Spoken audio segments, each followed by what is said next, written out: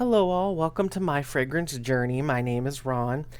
And today, if the title is hopefully an indication, I've got kind of what I think is kind of funny, silly, a bit interesting maybe, but mostly silly and funny topic. And that is fragrances that if they busted, if they dropped, if they broke, and I'm talking about breaking, yeah, in a crashing and shattering situation, not just they won't spray, but if they actually bust, what would I be upset about, and why? Um, this kind of came to me because last night, this bad boy, Tom Ford Noir Extreme, went clattering to the floor, just absolutely smack bang.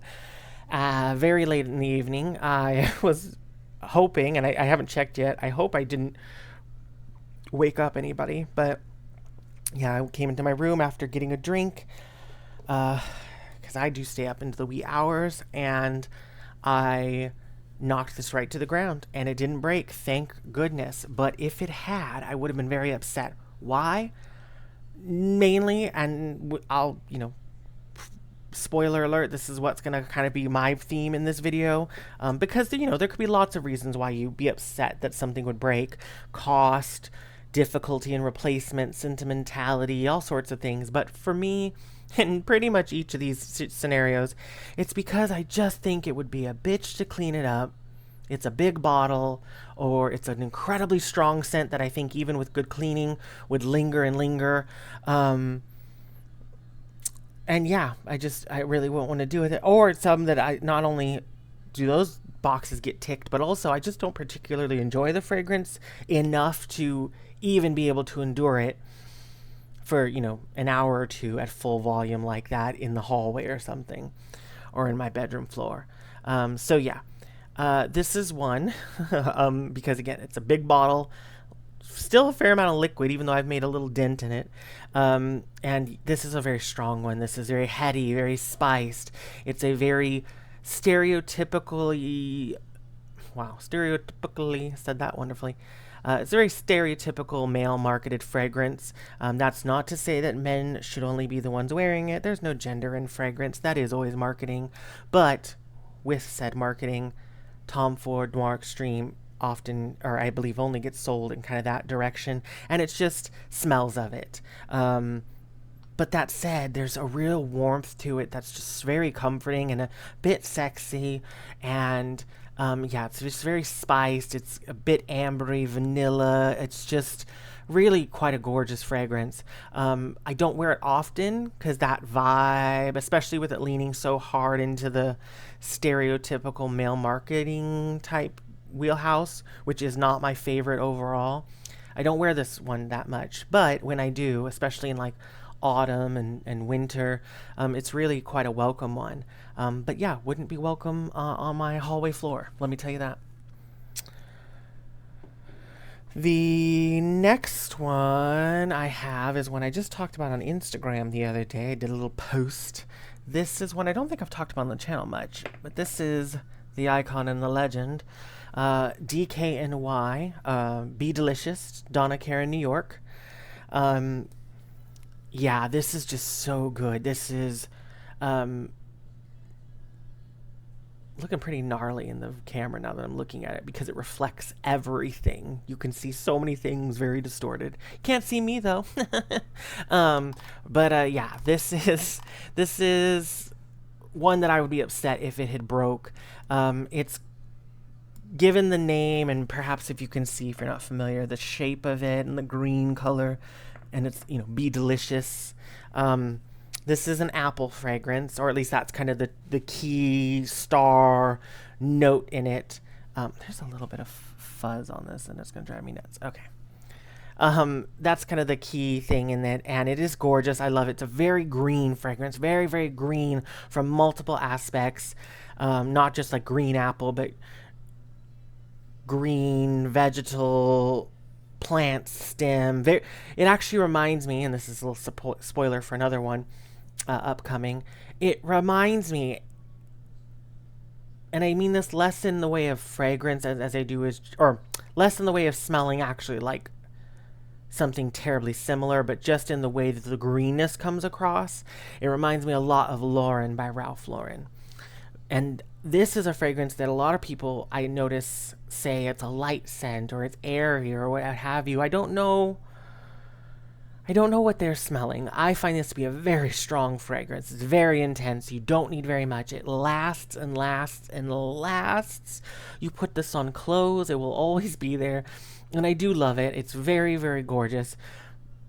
But yeah, if this were to break, it's another one. Just this one, I think very quickly I would get annoyed with the scent. And I love it. I love this scent. I love smelling it all day.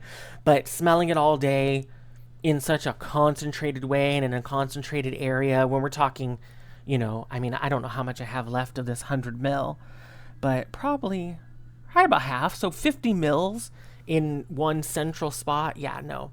Be Delicious by Donna Karan, New York, would not be so delicious in that way. The next one I've got is one that I just still don't know about. This is Diamonds and Sapphires by Elizabeth Taylor. Now, we all know, probably, if I can get this to sit just right. There you go. We all know that I love me some white diamonds. Love it, love it, love it, love it. And I love it so much that I've been wanting to collect the, others in this Elizabeth Taylor line. And so then the second one I got is this Diamonds and Sapphires, just because it sounded, honestly, I think most interesting is where I kind of approached this. It was less from I know this is going to be a hit with me. I figured it would be because I like white diamonds so much and the notes seemed good. But I still felt like compared to some of the other, like Diamonds and Rubies and what's the other one? Diamonds and Emeralds, and and then some of the other like flankers and all that. Like this one seemed a little bit more of just something a little left of center to the other things, and so I thought, let me get that one first because I don't know. I do that a lot when I kind of get like a flagship fragrance of some line and I love it.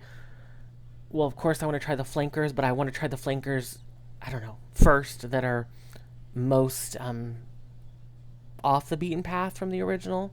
You'd think it'd be the other way around, but it's like I almost kind of want to check the bookends. Like what's this fragrance, and then what's the thing that's so far from it?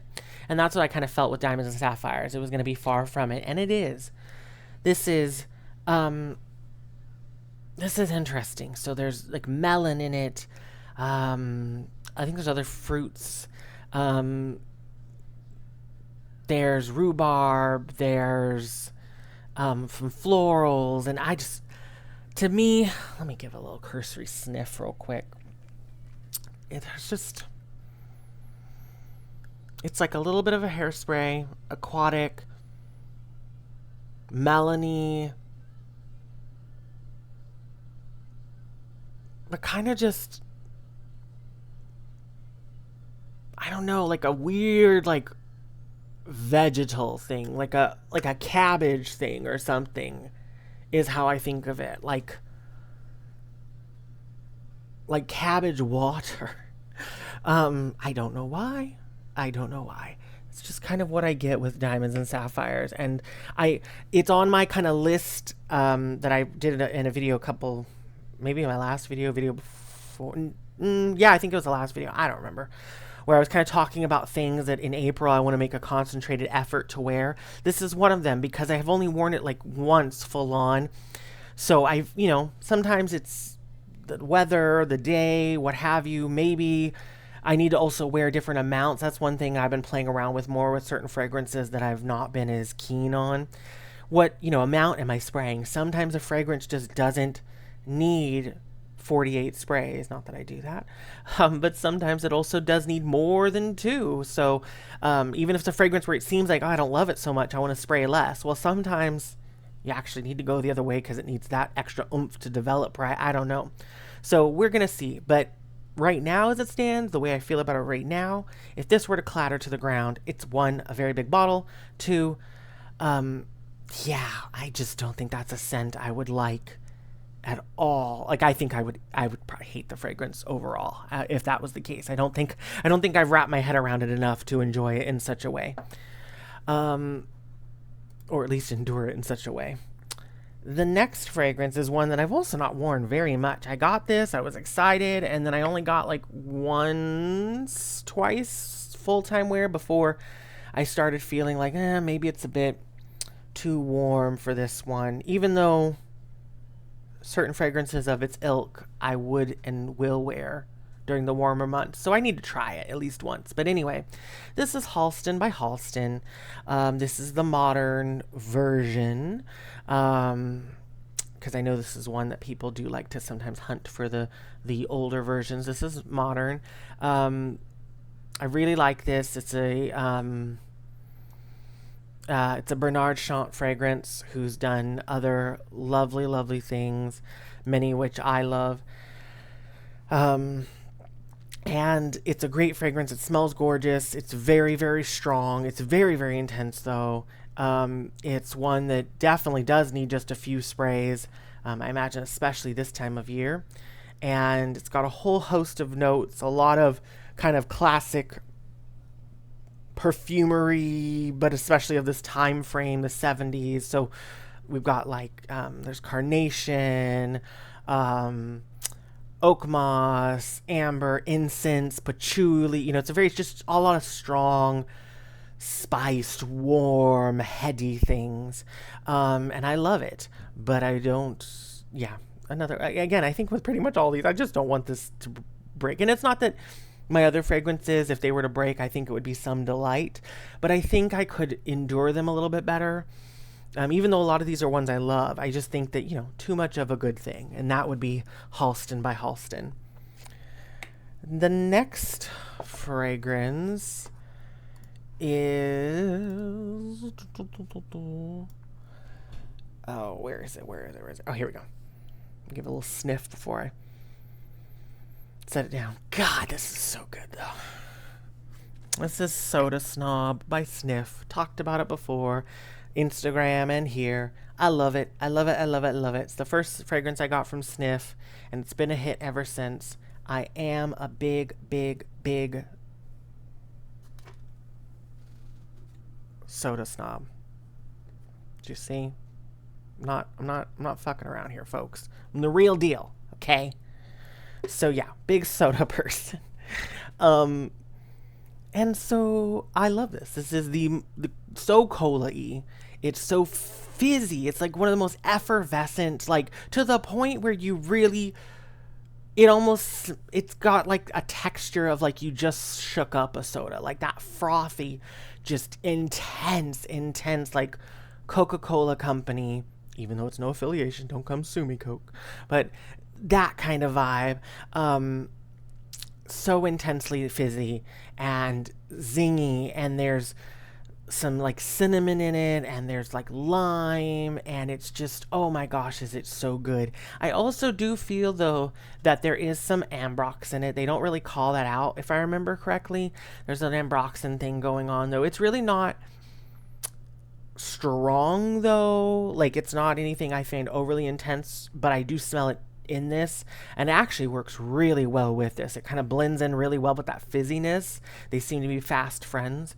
And so I just say that though because I find that with ambroxan, like I said, I think one, as we know, lots of modern things have a lot of it in there, a lot. But also I think that some folks are a bit sensitive to it. I kind of think I'm perhaps somewhere in the middle. I thought I was sensitive. I don't know. Is it that, or is it just that there is so much being used? I really don't know. But I do know that in the fragrances where I pick it up, I feel like I pick it up quite strongly, and I feel like it quite lingers. Not just like lengthwise, or as it lingers. Let me dial that back. As it lingers, it does go on and on, but it also really, I feel, builds on me. It's one of those ones that just gets stronger and stronger and stronger. So this is one where I don't feel like it ends up to be what I would call an ambroxan bomb, but it's definitely there enough that I think, again, were this to be a little bomb, were this to just crash to the ground, in a, you know, centralized area, oh boy, I think that'd be a lot. And it smells really good. Like, I think this one would be very enjoyable for the first like half hour, especially like if it was maybe out. I keep thinking of like outside my bedroom because that's where the Tom Ford fell last night. So I keep thinking about like if it was just out in the hallway and my door was closed, this might be a little bit nice, kind of wafting through. But the minute I open my door, I think it would be a bit much. Oh, you know, another good way to describe this is just think of like cola candies, like cola gummies. And you're really pretty much right on the money there. So yeah, that's Soda Snob by Snif. And boy, do I love it, but not on my floor. The next one is one that I really like. And I say that because a lot of people don't. Well, it's very polarizing, right? This is an Arab fragrance. This is Lattafa at that. Seem to be very kind of either which way. I really like this one. This is, I'm going to try to be better about my pronunciation. Khamrah Qahwa. No. Khamrah Qahwa. Yeah. Not the H sound on the next one. Anyway. Regardless, this is one by Lattafa. This is their flanker in their Khamrah line, which is initially, from what I understand, it's their first one. Khamrah is a play on, or a play. It's a play on it. No, it's a rip off. It's a dupe. It's a inspired by whatever term you want to apply to it. It's their take on a Killian's Angel Share, which is like a boozy, spicy fragrance from what I understand. And that's what I also understand Khamrah, the original, to be.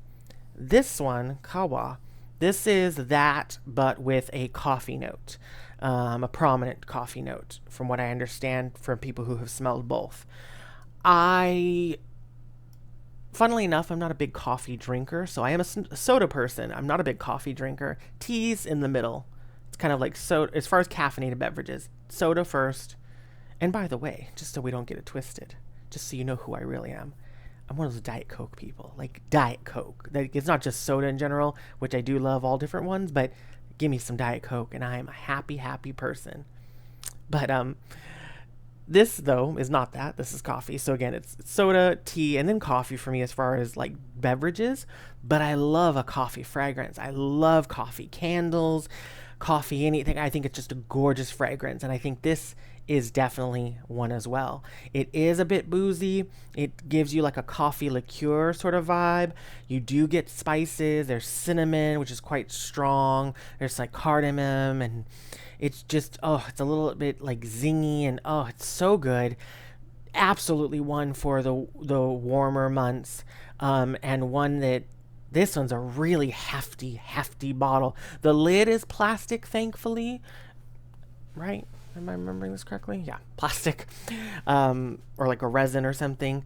The bottle, though, is glass, and it's very hefty. It's very thick glass, and this one, I mean, you could probably knock someone out if you were to bludgeon them with this. Don't do that, but if you did, I actually might kill somebody. This will fragrances that could be used to. No, we're not going to do that. But I'm just saying, it's a big bottle.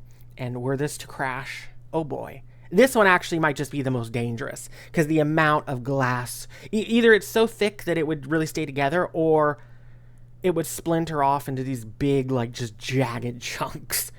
So yeah, that's Khamrah Qahwa, and don't drop it on your floor. The next one, or do. I can't tell you what to do. The next one is a love. One I've been thinking of a lot today because it was mentioned in 2 other videos that I watched by folks. It was mentioned in a new video by John from Scented Snowdrops, and then also in a new video by Karina at My Perfume Map. And I will list both those lovely people below. But they both mentioned Youth Dew. I love Youth Dew. I've already decided it's what I'm wearing tonight as my kind of bedtime scent. This is stunning. Stunning. It is warm, it is spicy, but this one is so confident. It's a bit chic. It's a bit classic in the most beautiful way. Like, you know, when you smell this, it's a classic fragrance, but it's beautifully so. There's just so much going on with this. There's lots of spice and clove and cinnamon. Some folks get like a Coca-Cola thing. I always say I can see that. It doesn't quite go that maybe photorealistic as something like Soda Snob, but I can see where you can get the idea. And there's, oh my god, there's florals, there's rose, there's, oh my gosh, so many things. It's resinous and deep and incensey and oak mossy and all that ambery at the base, and it's just so good. I have the bath oil version, and this one's quite potent. I mean, the dent in this is very small in comparison to the rest of the bottle, but when I tell you this, it's an oil, so you dab it, and it's, I mean, I actually probably dab on more than I think some people would, but even still, it's just a dab, just a little, like, not even a drop, just a little, like, light kiss of it on my wrists and the crook of my elbow and my neck and things. So maybe about like 6 or so dabs. 6 sounds a lot. Probably like 3 to 6, depending on my mood. But anyway, it's strong. It's a really strong one. Now, if I were to drop this to the floor, I should hope that it would actually be when I was visiting a department store, because then that would just be calling back to the interesting history of Youth Dew. If you're not familiar with that, I do talk about it a bit more in my Youth Dew video, which is a few back.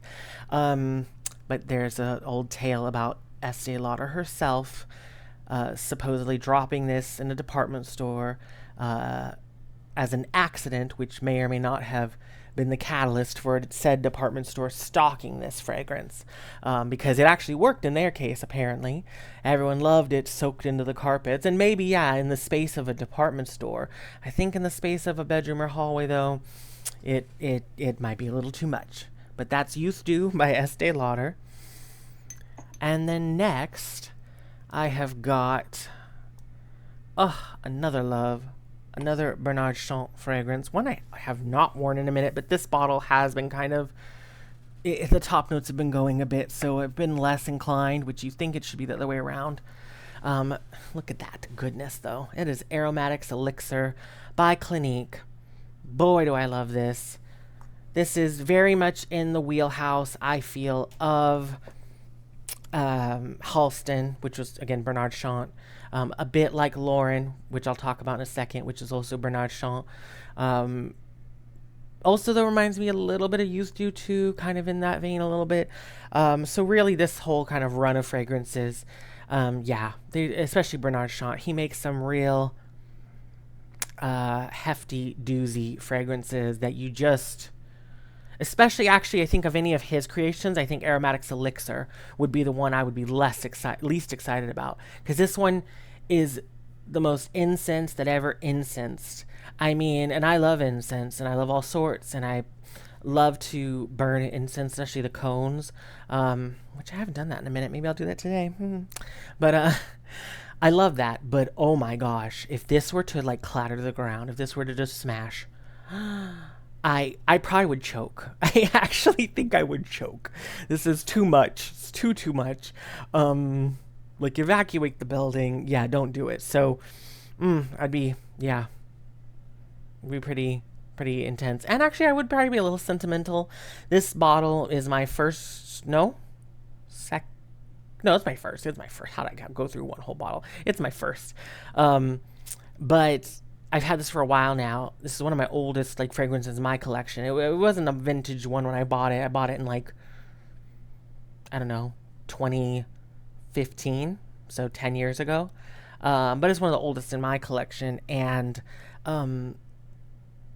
it's just kind of a little sentimental because this one is the one that I always credit as, like, the tipping off point when I pivoted in my brain and said, you know what?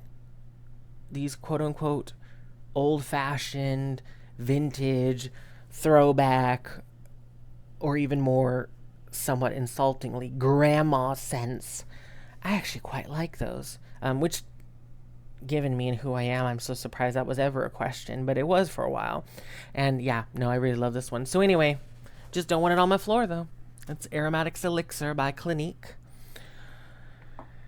Then we have got, oh, what I just mentioned. I must just all had these in the brain when I was pulling them up. Lauren by Ralph Lauren. Now, first and foremost, this one. If I drop this, it is actually probably one of the more split ones. It's not just because it's a bomb. It's not just because it would probably also choke me out a bit.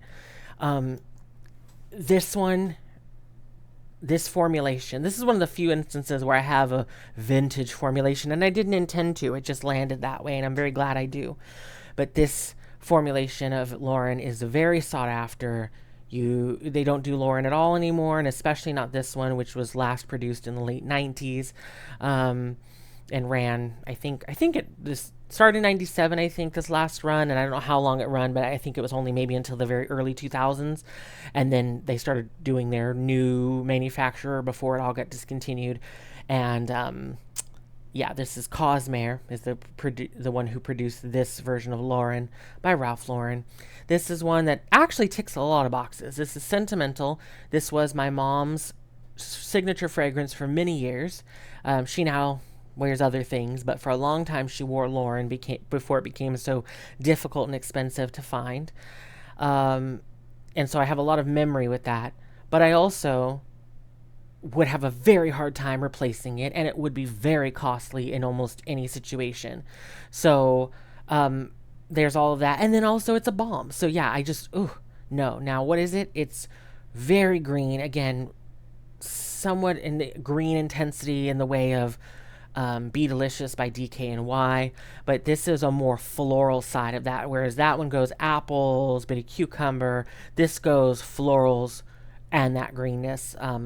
Fair bit of carnation, lily of the valley. There's some oak moss. I mean, it's just, there's so much going on in this, but it's actually like maybe a little more straightforward than some of Bernard Chant's other ones, but it's just, yeah, it's very intense though, very strong, but also so beautiful too. Like, that's the thing, aside from all the other like factors of nostalgia and whatever, I just think this is a very beautiful fragrance, and I also wouldn't want to be without it in my collection, because I don't have anything that truly delivers on this. Even though, again, Be Delicious harkens back a little bit, it's nothing like this though in the same, or overall. So yeah, that's Lauren by Ralph Lauren. And then the last fragrance is one that is currently not on Fragrantica. I don't know when it would be. I don't know what the criteria is for getting things listed there. I think you have to submit or something. But this is Pretty Boy by Sunday Forever. They're a little indie brand. They do fragrance, obviously. They do, I believe, like candles and some home goods and fragrance, body care and jewelry, just a few different little things. And I had actually seen this fragrance, I don't know, so many months ago, back somewhere around like December maybe. I'd seen it online and was intrigued by it. Just kind of the way they had, just the write-up of it sounded interesting to me. And then the brand did a giveaway in collaboration with Instagram account of like an influencer, and I won that giveaway. Thus, I won this 50 ml bottle, and it's, or not 50 mil, I think it's 10 mil. What am I saying? I don't know. Anyway, it's not something I actually like very much now that I have it. I mean, I guess it's good that I won it and I didn't pay for it, but it also kind of feels a little funny. I'm like, oh, thank you so much. I'm so happy to win this. Oh, I don't like it very much at all. I mean, I didn't go back and tell them that, but yeah, no, not my most favorite. It's just, okay, so when I mentioned like with the Tom Ford about stereotypically male marketed fragrances, I mean, the name Pretty Boy, maybe that was some hint, but this is very stereotypically male marketed. it's a fougere if there ever was one, and that especially is what I don't like in that type of kind of male marketed fragrance wheelhouse.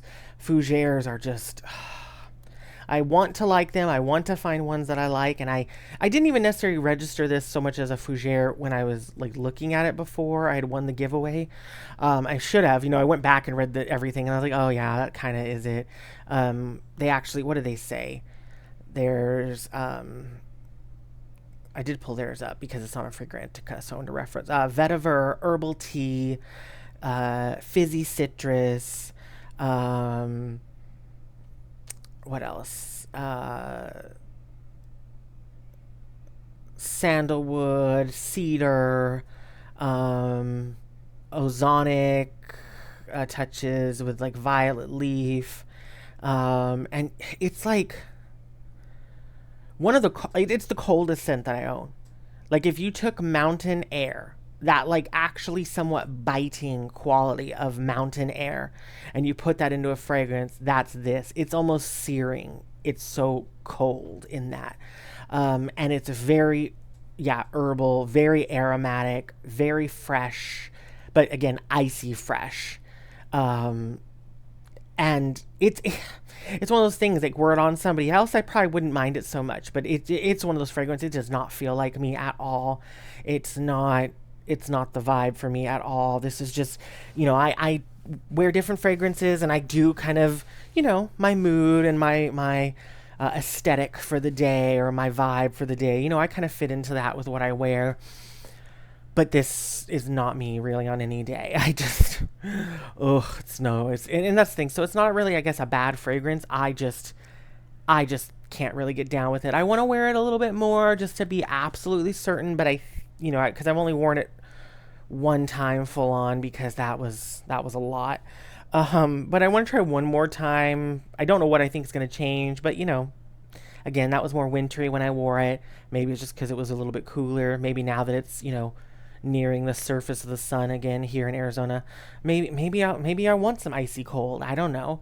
So I'll try, always give the good old college try. But, I think this might be gifted to somebody, traded, swapped. I don't know. I don't think I'll sell it just because, I don't know. I don't actually know why I wouldn't sell it. I guess maybe because I won it, so I didn't pay anything. I don't know. But either way, yeah, it's just not for me. Even though, like, Pretty Boy, the name alone, I was like, oh, this might be up my alley. Oh, I do like a bit of makeup. I do like being a bit pretty once in a while. Well, attempting at prettiness. But yeah, no, not for me, friends. So yeah, these are the fragrances, and so yeah, so if this one, I'd move house. I'm moving. I haven't dropped this. Maybe I will. Maybe that'll be I'm not coming back. Just like salt across your doorway to a vampire or a demon or something. I'll just put a fougere outside your house. I'll never come in. No, I don't know. I need to go. So yeah, these are all fragrances that, especially right now, if my desk collapsed for some reason, I'd be in really poor shape. So yeah, let me know down below, what are some fragrances that if they careen to the ground and burst, what would you be upset about? And why? Would it be just the sentimentality of a particular bottle? Or just you can't never get it again, or you just, oh God, you would, just want to move house. I don't know. So let me know. But I thank you so much for joining me today, and for joining me on my fragrance video. I hope you all have a good rest of your day, and I will see you all in the next one. Take care. Bye.